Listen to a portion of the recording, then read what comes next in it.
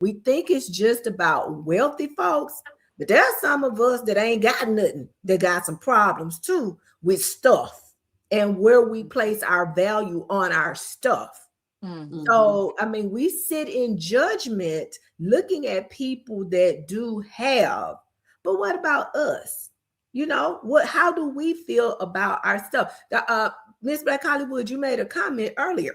If I had, and you was talking about, being able to go out and get the food truck and give to people and this, that, and the other. Well, I'm gonna give you an example. We had Thanksgiving on Thursday.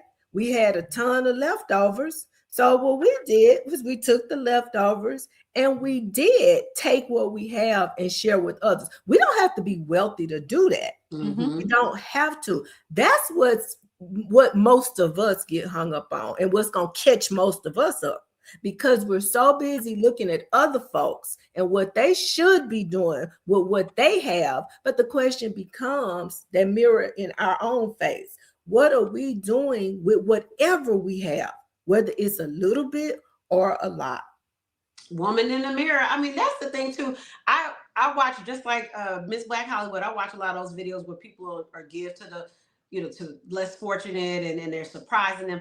A lot of times I would see videos where somebody would give some food to a homeless person or a little money, and immediately they would go share it with the other people in the homeless encampment. Or they would say, I'm hungry and I haven't had nothing to eat. And they ask all these different people walking down the street. And the first person that would say, hey, here, this all I got, is another homeless person. So that's something else. And I ended up doing the same thing too. And I used to do it all the time during the pandemic. It's just me in the house. I'd make a lasagna, it'd be too much food, and I go take it to the overpass over there in Chicago. So yeah, it doesn't cost a lot, and it's gonna end up in the trash. So it doesn't cost a lot to help other people. It really doesn't. So I got some stats that I want to talk about. So stat number 1, studies show money and religion are the 2 most emotionally charged topics amongst Black Americans. Well, we've already proved that today, okay? Right? Another stat, research indicates the Black community reports the highest levels of Christian identity and church participation in the United States. Now, I've always heard that running joke, like when you go to a Black church, you're going to get a show. You're gonna get dinner afterwards. Like if you get the choir, you get a musical interlude. So you're gonna get some entertainment things going on, especially since it's gonna last 3 or 4 hours. Because otherwise, everybody been fell asleep. So I think that's one of the reasons why Black church has so much attendance.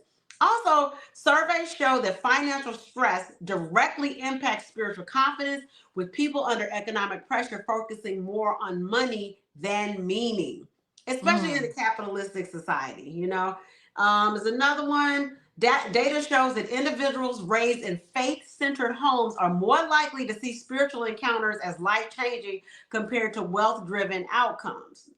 And then lastly, psychological research shows debates that mixed money and religion trigger strong emotional reactions because both tie into personal survival, identity, and purpose. So it kind of gets down to that Maslow's hierarchy of needs, which is very interesting. Dr. Felice, you're our resident mental health expert. When people don't have their basic needs met, how do you think that affects spirituality? It's great. Even Jesus knew that. Like when he walked the earth, he did miracles because he knew that people's tangible needs needed to be met and seen being met.